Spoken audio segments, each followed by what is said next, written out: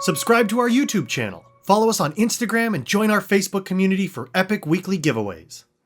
What's up, Airsofters? It's time for another top AEGs of all time, but this time, they're not my top AEGs, they're Ryan's. Without further ado,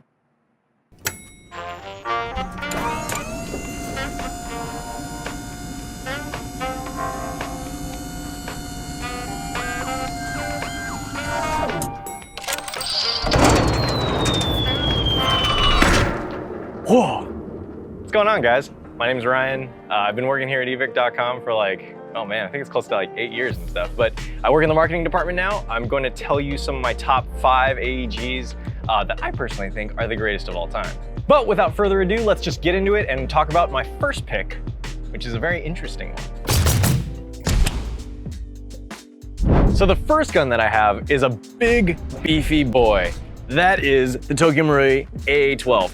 So the AA12, I picked it because it's such a weird gun, but it's also one of those guns that I didn't think could be done. Like when they first said, hey, we're gonna build an AA12, I was like, how are you gonna do that? Just because they were super insistent on that it was gonna be an automatic electric shotgun. Now before this, I had seen Tokyo Marui do some other cool stuff with shotguns. I mean, they were the ones that did the tri-shot shotguns, they're the ones that did the gas-powered 6-shot shotguns. So I was like, well, the AA12, if anyone's gonna be able to do it, it'll probably be Tokyo Marui. And they really delivered on it. They have this giant, massive gearbox on the inside that powers, a piston system that delivers air not only to 3 barrels, but they also have 3 individual hop-up adjustments, which is crazy. Like the fact that you can actually dial each of these barrels in to hook BBs around corners, or if you wanted to, make sure your group's a little bit tighter, spread them out a little bit more. That kind of attention to detail, I think, is really cool about the AA12. And they have a couple different models. This one's the more plain Jane one. I'm not cool enough to actually own one of these. This one's Mason's. I might steal, potentially, just No, but real talk though. It's cool, it's really cool. And Mason even bought the electronic drum mag, which I think really completes the look and the functionality of the gun. The normal stick magazines, I think, hold 90 rounds. And if you're shooting 3 at a time on full auto, it goes really, really quickly. However, there are a couple negatives about the gun, and I think that if I had to pick those out, first and foremost, it would be the majority of the gun is plastic in construction, and that plastic is more of an ABS kind of plastic, so it's a little creaky, you can probably hear that. So it doesn't instill the most confidence in the build quality of the gun. Everything on here though, as far as fit and finish, is really good. It's just the actual material and the plastic that they use. I don't know if Japan has a certain regulation on what kind of plastics they can use, or if it's just a little bit cheaper. And this gun is already expensive, a little bit cheaper to produce it with ABS plastic. So that's something that I'm not the biggest fan of. Also, the price tag is pretty hefty.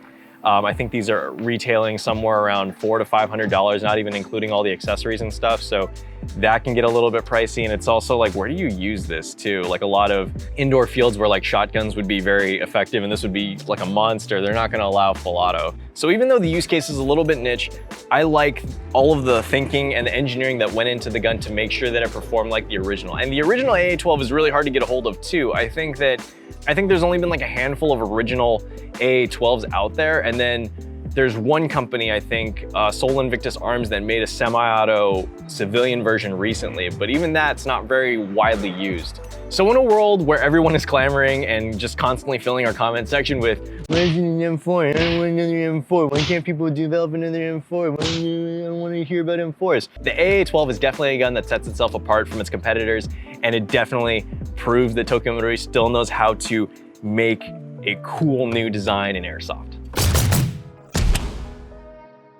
And number 4 on my list is gonna be the G36. And I've been airsofting since 2007 and 2008. And when I got into it, this design was the design that was wow, this is gonna be the future of small arms. Everything's made of plastic. That's really cool. The stock folds, the mags lock together. Everything's already included. Everything's ambidextrous. Wow, this thing's cool. Now that I'm a little bit older, the AR-15 and the M4 are proving that they're not going anywhere. But that being said, this still holds a special place in my heart. In the beginning, JG G36s were pretty plentiful, and those ones were great starter guns. I didn't personally start with one, but I have a lot of friends that did, and they're great. You know, they're super lightweight, so that because of the majority of plastic construction. So running around on the field all day with this compared to like a big heavy metal gun was a lot easier to maneuver, and it was a lot easier to play with. We played a lot of CQB, so the folding stock that already came with the gun was nice because you could get around corners and stuff. And when I was a little bit smaller in high school, it was a lot easier to wield. Not only that, I thought that the interlocking magazines were really cool. That being said, the interlocking magazines are not the best design because the tabs do snap off a lot. But at the time, when you get it fresh out of the box, you're like, whoa, this is cool. I'm never gonna need to put one of these in my vest ever again. And then you realize it's because you can't. It's because the tabs are too big. They don't fit in your vest. And you just gotta like 6 of these sticking out the side of your gun. But that being said, it does already come with a rail on it and rails on the front, so that's nice. Attaching any kind of basic attachments like light, grips, and stuff like that were really easy out of the box. Ambidextrous controls meant that, if I had another friend that was maybe left-handed, I could easily hand it to them. I didn't have to really explain why one thing was only on one side of the gun or the other. Same thing with the magazine paddle release right there. And this particular model is the KWA G36, which goes to show you how far technology has come since I was playing with the original kind of G36s. But yeah, the out-of-the-box performance on these is great. Nice and zippy, great trigger response, and the plastics on these are nice nylon fiber, so it does give a better feel in hand than some of the cheaper ABS plastics that might be on the market or that you might find in other guns. But I really like this gun. I really like the G36. I think it still has a really cool profile, and I think that there's not too many other guns that really have that kind of special place and nostalgia in my heart aside from this one. I don't know that I'd run one today, but if I were to make a list, which is what I'm doing, this is definitely going to be on it. Now this gun is going to be a part of a line of guns, and it's number 3 on my list. These are the SMA Platinum Series M4s. So I think first and foremost, it's important to acknowledge how far SEMA as a company has come. If you guys have been playing Airsoft for as long as I have, you remember some of their early guns, and the quality was a little shaky. But recently they've just come leaps and bounds, and pretty much everything that they've been putting out recently, I'm like, whoa, this is not the same company that I remember when I first started shopping and browsing through the inventories at Evike.com. And this Platinum M4 has one of the best quick change spring guides on the market today. I'd say it's the best. Out of all the designs that are out there, I like this one the best. And let me demonstrate how easy it is to get to the spring guide.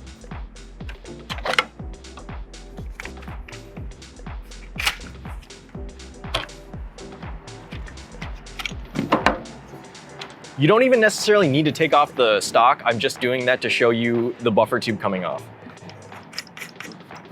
You loosen the castle nut here, quarter turn, it slides off. And from here, you're basically at the spring guide. All you need is a hex key or a flathead or even a coin you could probably even use to unscrew this back end, get it out, and then you're right there at the spring and the spring guide. Just super simple, super amazing. I love this system. And aside from that, the external quality on the SMA Platinum Series M4s is super solid. It's a nice aluminum exterior. You even have this kind of billet style lower, which actually billet style upper and lower. And that's something that back when I was first playing, you would need to pay extra. You would need to buy body kits for stuff like that. And the fact that it comes with it on there already as a styling choice, I really like. And their plastic furniture on it, their stock, is really easy to access the battery. You have a nice, large, ample space on the inside to fit batteries into. And they come with very modern handguard options. So no matter what kind of mounting style you like to use, they probably have a rail that'll fit that exact need for you. And it's also offered in a variety of lengths. So if you're trying to go with something mid-sized or even CQB size, they got something for you there. If you want to go long, they even have their SR25 series of AEGs, and that's going to be more or less the same thing, just in a much larger format with those 308 style magazines.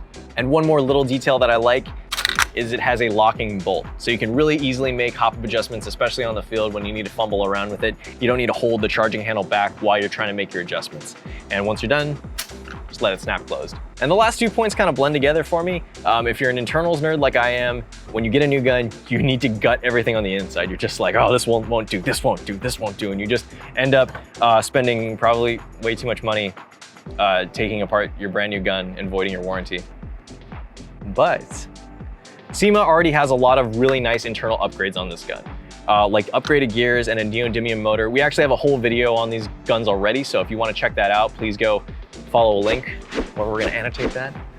Might be in the corner over here, maybe it's over here. Nope. Who knows? But I think that that's a really good example of added value to the gun out of the box. And they're priced really reasonably well. Sometimes on sale, they can get even less expensive than you'd be expecting. So definitely check it out, because if you're looking for a higher end or mid-range to higher end gun, this might actually fit your budget and you're just not aware of it. But that's why it's on my list of top 5 guns.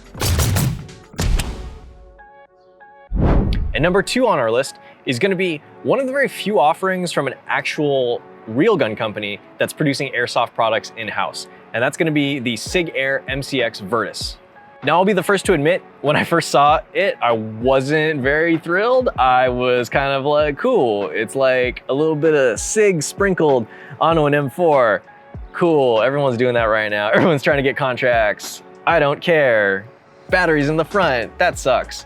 But after I got a hold of one, because a friend wanted me to build one custom for them, I actually got a chance to take it apart and really check out each individual piece on it and figure out what I liked and what I wasn't so hot about. But the gun overall, I was like, wow, I would own one of these. I think it's a really cool gun, and I think that the attention to detail is impeccable. Starting at the front, the handguard is nice and lightweight. The battery does go in the front, but they give you a pretty ample amount of space to fit. You know, they figured out roughly what kind of space you would need to have on the inside to fit like a nice tri-cell or butterfly style battery on there. And it comes with some M-LOK mounting points, so you can fit pretty much whatever accessories you want on the front end. The fitment on the rail and the upper and everything together is very tight, so I like that a lot. I like that the stock is retractable, so even though I can't have my battery in the back option, the advantage of this is that you have so many variety of stocks that you can put on the back here. You can actually slide real Sig stocks onto this Picatinny rail, which they're starting to now standardize as kind of the go-to mounting option for stocks.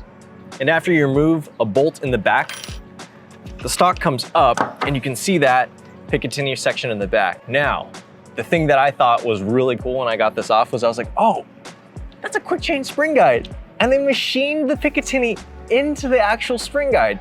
And I think you guys are noticing a trend here when I talk about or gush about guns that I like, is that there's an attention to detail that's sometimes so sorely missed by a lot of other companies. So when companies get it right and they actually take the time to like, oh yeah, maybe we should like actually slot in stuff to make this whole system work, that to me is really cool.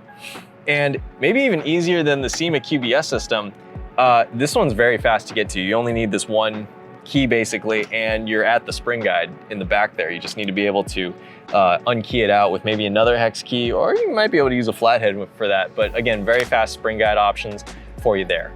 So like I was mentioning, this Picatinny rail section in the back allows you to use other kinds of stocks that mount via that, or there are companies that offer buffer tube adapters in case you wanted to use one of your more traditional M4 stocks on that. And the front end will actually take real Sig handguards too. So if you want to go that route, that's an option as well. Flipping it on around, you already know, I like locking fake bolts. It helps adjusting the rotary style hop-up that already comes pre-installed right there.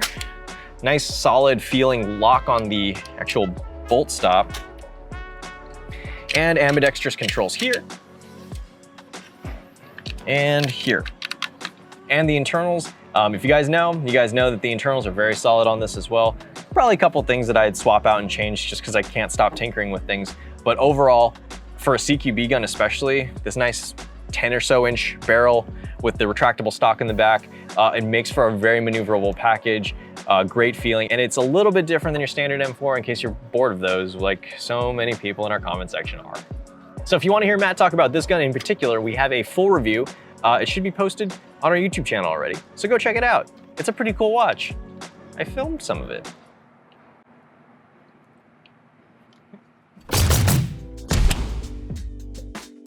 So before I get to my number 1 pick, I wanted to mention some of my honorable mentions. We've talked about these in some of our other videos, but I wanted to mention them as well because I think they're pretty cool. They're pretty cool. The first gun is going to be a G&G combat machine, particularly the G&G Combat Machine Raider. Now you might be asking, that's such a boring gun. Why would you pick that gun? Well, I worked in the storefront for a couple years, and man, the amount of new players that came in was great. I was always talking to like a kid or even some of the, you know, slightly older teenagers and adults that were getting into airsoft for the first time. And they were trying to figure out how they could get into this relatively expensive hobby for not that much money, because I don't personally think that airsoft is that expensive to get into.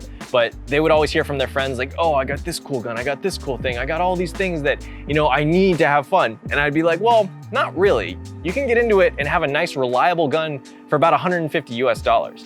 And that was something that I was able to give them with the combat machines. And the great thing that I liked about the combat machines was that their quality control was always excellent. We have a lot of indoor fields here in Southern California, particularly in the LA area. And a lot of those fields cap their FPS limit at about 350 FPS. So for me, there'd be a lot of guns that I'd get from some other manufacturers that would claim 350 FPS. And we would even get batches of them that were in, you know, anywhere from the 330 to 350 FPS range.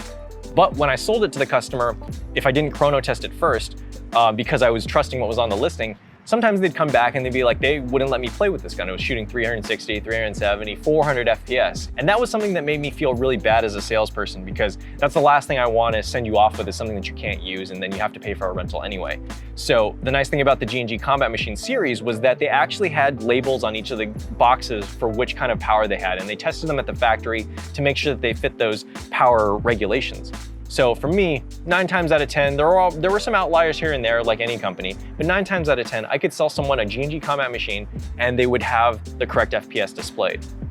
Not only that, but the polymer bodies that they had on them were a nice nylon fiber. And for a lot of kids that are kind of clumsy, like don't lie, you probably were kind of clumsy as a kid too. I definitely was.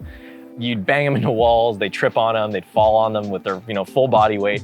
And I'm not saying that all of them survived, but a good amount did, where some of the other guns might have cracked. Even the metal guns had a tendency to crack or snap, but the G&Gs had a pretty good formulation for their plastics. So I was able to, you know, get them a gun that wouldn't do anything insanely crazy performance-wise, but it was able to give them a nice, pleasant, reliable experience that they would be able to try out and see if they even liked the game at all. And that's something that I think deserves a very notable mention in my book.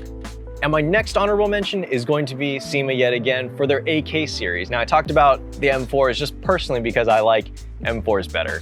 I just like the ergonomics of them. However, bang for your buck wise, SEMA's full metal AKs, and even some of their plastic AKs, to be honest, some of their like CM28s, for the money are just mind-blowingly durable. Like, I've seen these things get tossed around in the dirt, left outside for unreasonable amounts of time. You can see rust starting to form on some of them, but for some reason the internals keep on rocking. I'm not gonna say that every SEMA gun will live up to those standards of reliability, but for your money, which is a lot of times sub $200, you can get a crazy good deal on an AK. And for a lot of people that might wanna try out the AK platform, it's not a whole lot of money to give that thing a try. And I would postulate that AK might outlast some of your other guns. They're that reliable and they feel really solid. Their fit and finish is pretty good, and there's enough upgrade parts, and they're on spec on the insides enough that you can really upgrade that and have a gun that'll last you a good couple years. And when you're ready to maybe transition to something else, there are other AK companies on the market, but SEMA, I think that for your money makes one of the best bang for your bucks out there. But this one is my favorite. This one is my #1 pick for my favorite AEG currently on the market. This is the EMG. I'm gonna call it EMG. I just want to, like, I know what I would call it, but I'm just like and this is the EMG Colt licensed M4 Soft Mod Block 2 Airsoft AEG rifle with Daniel Defense Rail System. That's too long of a name. This is the Mark 18. That's what I'm gonna call it. I know there's probably some like nerd out there that's gonna be like, yeah, you can get the exact name right. It's the Mark 18. This is the Mark 18. I really like the Mark 18. So the real Mark 18 is a cool guy gun, meaning if you're a cool guy, you can get a hold of one, if you know what I mean. But for the longest time, getting an exact clone accurate version of the Mark 18 was pretty tough. And the whole reason behind that was this. This little marking was the whole reason that this was so hard for so many years to get it looking like the exact kind that people wanted. I believe VFC had a short contract with Cybergun to produce some Mark 18s for a little bit, but they were pricey and they were hard to get, and they sold out really quickly because everybody wanted to get this little horsey right there. this little horsey. That was it. So I actually built my own. I actually went and I bought a friend of mine in Hong Kong sent me a receiver, a VFC receiver that had the Colt trades on it. And I was lucky enough to source one. But if you weren't, you'd be hunting over forums. You'd be like trying to find like someone that had a Colt receiver that they were willing to sell you for not exorbitant prices, just so that you could build this relatively simple looking CQB M4. But now you can just get this fully assembled. I don't even need to do anything. That's great. And that's why I like this particular one, is because it comes out of the box more or less set up so that I can just accessorize it the way I want. I don't need to worry about sourcing little things here and there. Aside from that, I think that the Mark 18 is a very good sized gun.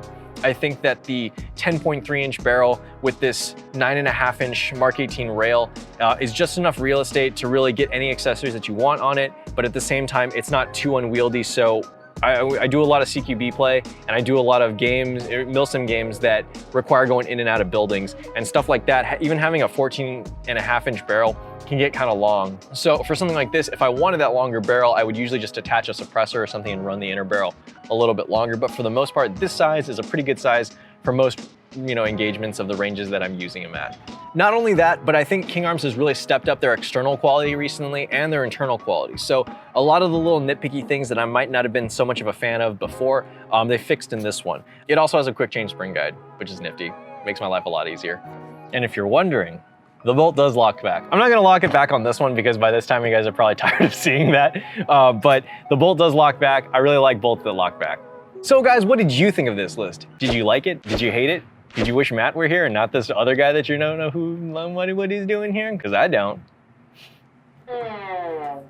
So guys, what did you think of this list? Do you agree with me? Do you disagree with me? Do you think that Matt should be here giving this list instead? Leave a comment in the comment section below. But guys, make sure that you follow us on Facebook and Instagram, and if you're not already, please give us a subscribe. Until next time, thanks for watching the top 10 videos. We'll catch you next time.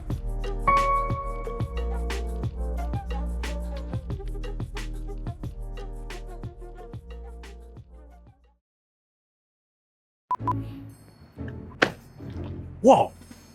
What's up? What's up, you nerds? Uno más. Whoa. It's like, you're like, and oh! So it does have kind of a niche use case, but Even more excitement! It's the #1! Ah! This is what you've been watching for! Do you think this list is stupid? Do you wish Matt were here right now? So what did you think? Ugh. What do you think about puberty? But anyway, guys, make sure that you're following us on Instagram and Facebook. And if you're a truck, stay the hell away from me.